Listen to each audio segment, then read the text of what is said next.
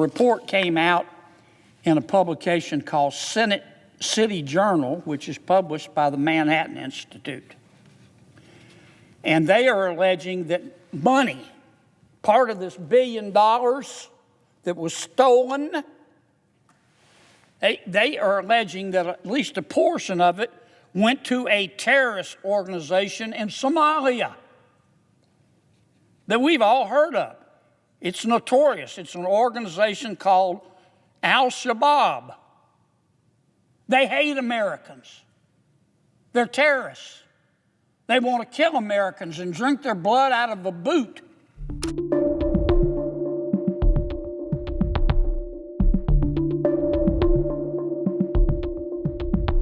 Mr. President, as you well know, the American people are the most generous people in the entire world. In our country, when you are hungry, we feed you. When you are homeless, we house you. When you're too poor to be sick, we'll pay for your doctor. We spend trillions of dollars a year helping our friends and neighbors who are less fortunate than we are. And that's rare in this world. I've been all over our wonderful world. You have too, Mr. President. And in many countries, if you get down on your luck, they'll let you die in a ditch. But not in America. Not in America. We take care of our fellow citizens. But it's expensive. We spend trillions of dollars a year to do this. And that money that we spend didn't just fall from heaven. We thank heaven for it, but it came out of taxpayers' pockets. And we shouldn't lose sight of that fact, Mr. President. Now, that's why I get so irritated. Irritated is the wrong word. Angry. When I find out that people take advantage of the American people's generosity. It makes me want to knee someone in the groin. It just makes me furious. And I think the American taxpayers feel the same way. What I'm about to tell you, Mr. President, let me apologize in advance, is deeply disgusting. It's deeply disgusting. I mean, it is clown world on steroids. And when I first read about this, Mr. President, I read it a second time because I experienced slack-jawed astonishment. And when I read it a second time and I realized it was true, I just wanted to run away screaming. What am I talking about, Mr. President? We have discovered, the federal prosecutors have discovered that for the last 5 years, there has been massive welfare fraud in the great state of Minnesota. Massive. Over $1 billion of American taxpayer money has been stolen. Just stolen. They can call it fraud, but a better term would be stealing. And this fraud has been centered in the Somali community in Minnesota. Now, I'm not here to criticize the Somali community. I'm here simply to describe what happened. The Somali community in Minneapolis is about 80,000 people. They're centered around Minneapolis. And let me say it again. I'm not here to denigrate the Somali people or people of Somali ancestry just because of the actions of a few. But it is a fact that this $1 billion in welfare fraud occurred almost exclusively in the Somali community in Minnesota and was orchestrated by people with Somali ancestry. That's a fact. Facts aren't racist. Facts are facts. So far, 59 people have been convicted, 86 have been charged, and 78 of them are of Somali ancestry. That's just a fact. Now, what these criminals did they had three very elaborate schemes. The first scheme was centered on supposedly feeding hungry children in the Somali community. A group, a nonprofit run by some people with Somali ancestry. The name of the nonprofit was called Feeding Our Future. Feeding Our Future. Feeding Our Future went to the welfare authorities in the state of Minnesota, which of course was administering federal taxpayer money, and they said, "Look, Feeding Our Children said, Feeding Our Future said, we want to feed hungry children in the Somali community." And the welfare people in state government in Minnesota gave them the money to do that. It started out very small. But the idea was that Feeding the Future, the Somali nonprofit organization, would take this federal taxpayer money, American taxpayer money, and go to businesses, most of which were Somali businesses, in the Somali community and set up feeding sites where they supposedly would take children to get a hot meal. On paper, it sounded great. As I say, it started out very, very small, just a few $1 million. But eventually, it got bigger and bigger and bigger. And more businesses in the Somali community signed up to be feeding sites. And Feeding Our Future, the Somali nonprofit, kept going back to the Social Services Department in Minnesota saying, we need more money, we need more money. And at the height of the fraud, they were spending about $100 million a year. Not over the lifetime of the program, $100 million a year. There's just one problem. There were no hungry children. There were hungry children. They just weren't getting any of the money.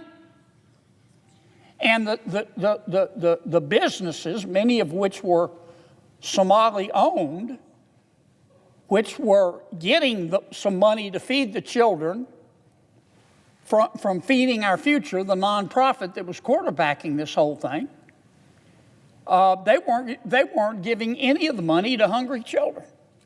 They were spending it. These businesses were spending it on yachts and vacations and jewelry and furniture for their home. That was scheme number one. But it got worse. The second scheme was supposedly to help people who are homeless. Remember, I said in America, when you're homeless, we'll house you. Well, that's what they were trying to do in Minnesota.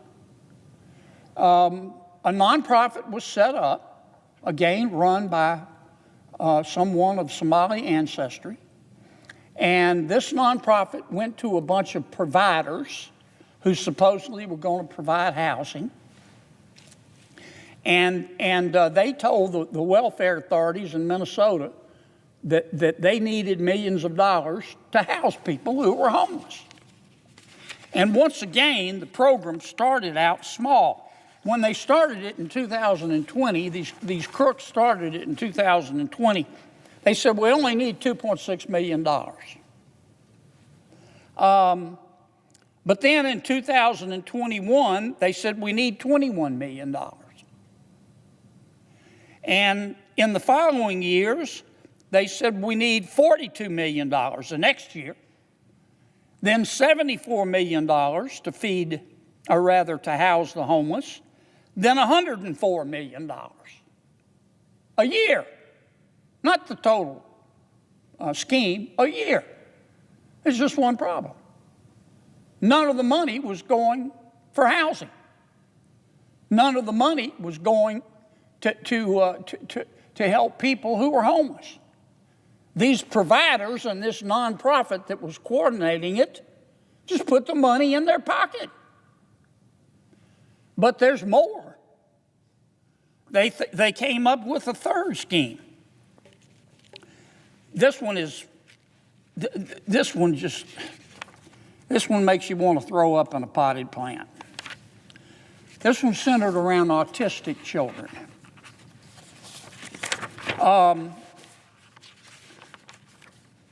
Once again, in this third program, a group of providers, supposedly medical providers, got together and they went to the welfare authorities in Minnesota and said, we need money to help autistic children.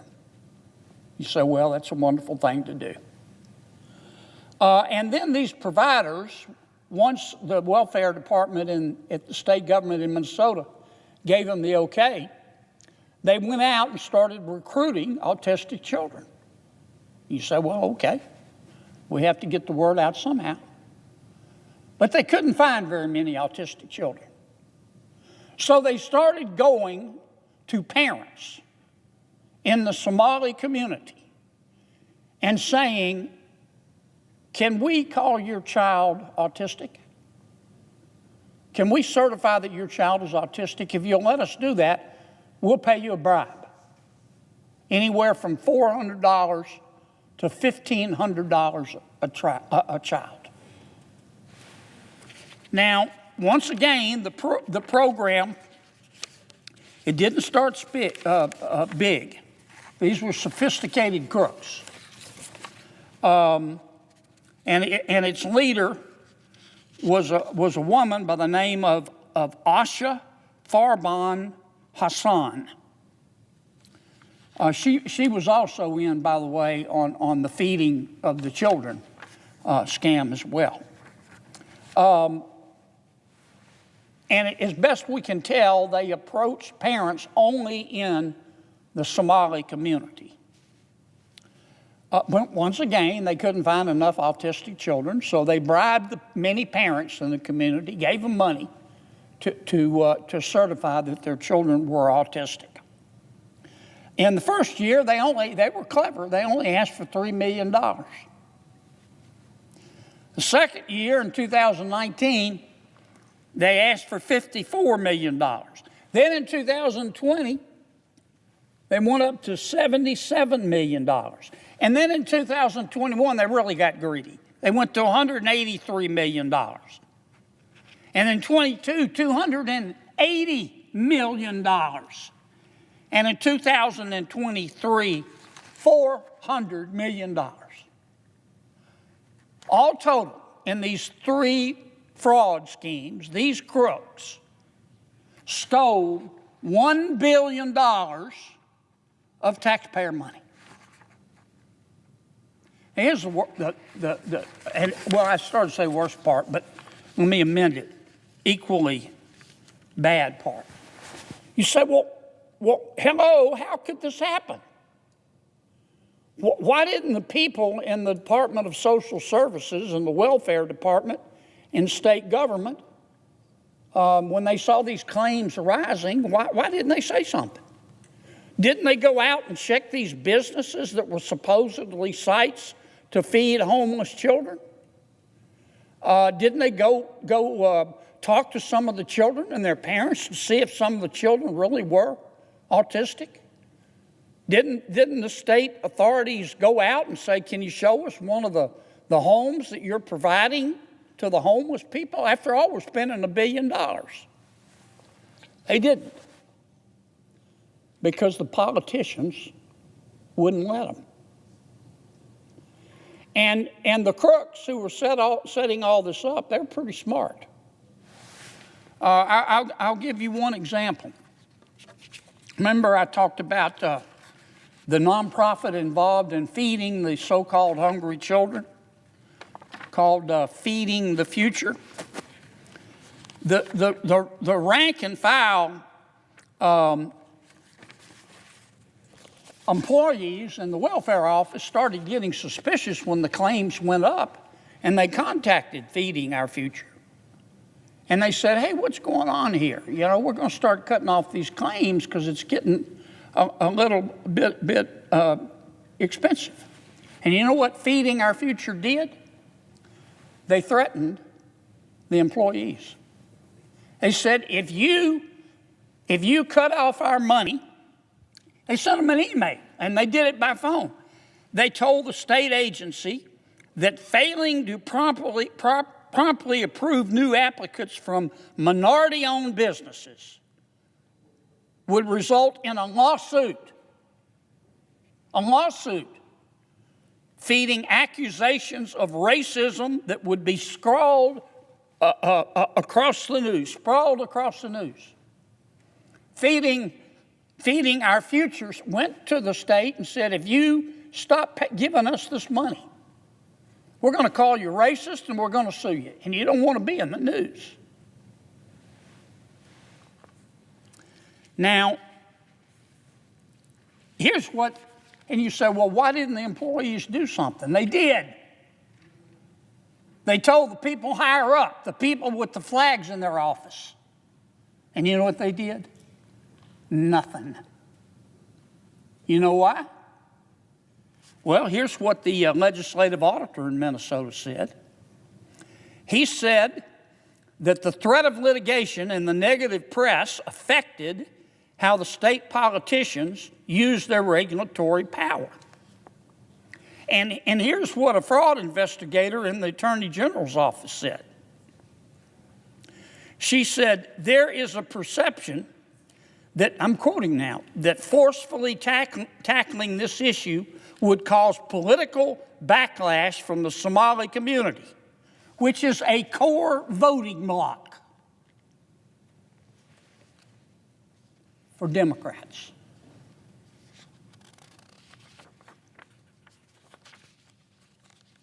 And in fact, one of the other witnesses in the fraud investigation said, look, I told the prosecutors, let me just give you a cold dish of truth. The 80,000 voting bloc of folks with Somali ancestry, you got to have their votes to win in Minneapolis. And if you're a Democrat and you can't win Minneapolis, you can't win in the state. So the politicians did nothing. Don't just take my word for it. And don't blame the state employees. They tried. In fact, recently the state employees, they just said, look, we've had enough. They posted this. These are over several hundred employees from the Minnesota Department of Human Service who administer this program, who just get up every day and go to work and do their job and want to help people. This is what they posted on social media. I'm quoting now, Mr. President. Governor Tim Walz is 100% responsible for massive fraud in Minnesota. I'm sure he wasn't the only one, because this fraud was an open secret. But I'm quoting from what the employee said. Governor Tim Walz is 100% responsible for massive fraud in Minnesota. We let Tim Walz know of fraud early on. That's the employees talking. Hoping for a partnership and stopping fraud, but no, we got the opposite response.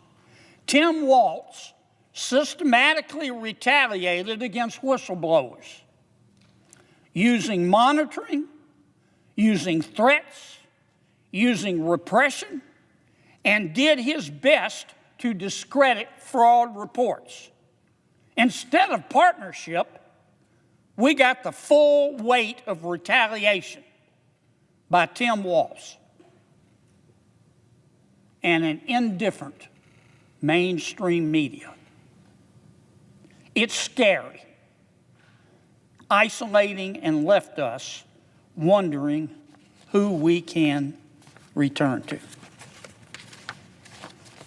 And now there are reports coming out, Mr. President. I don't know if they're true, but I know the prosecutors are desperately trying to get the bottom of it. And I don't want to say that this is true, but a report came out in a publication called City Journal, which is published by the Manhattan Institute.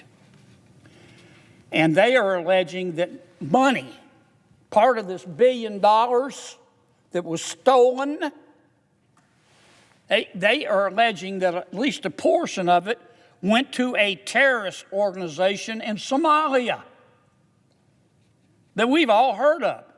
It's notorious. It's an organization called Al-Shabaab.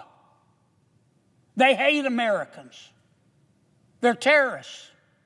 They want to kill Americans and drink their blood out of a boot. They were taking a cut, according to this claim. Again, I don't know if it's true, but the prosecutors are trying to get to the bottom of it.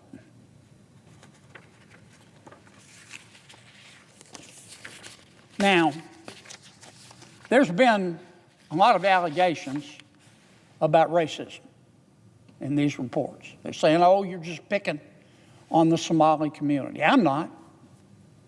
And I don't think the American people are.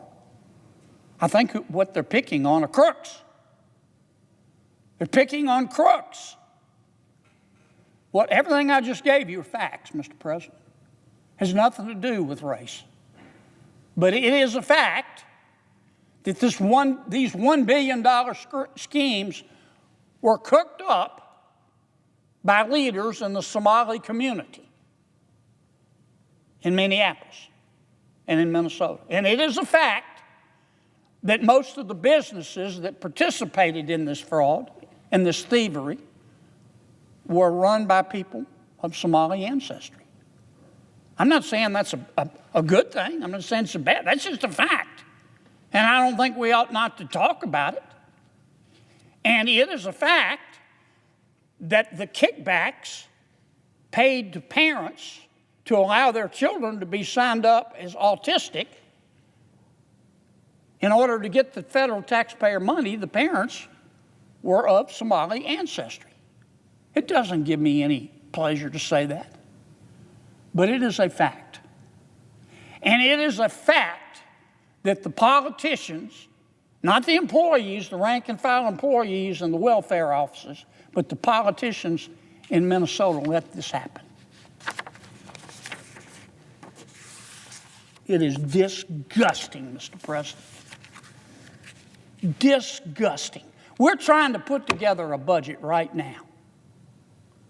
And we've got state officials in Minnesota, because they wanted votes, that are allowing people in their state who are crooks to steal $1 billion from the American taxpayer. Money that could have gone to people who really were homeless, and children who really were hungry, and kids who through no fault of their own really were autistic, instead of stolen, a portion of which allegedly was sent to a terrorist organization in Somalia. Man, these people ought to all be put in jail, including the politicians. Makes me want to stick my head in an oven.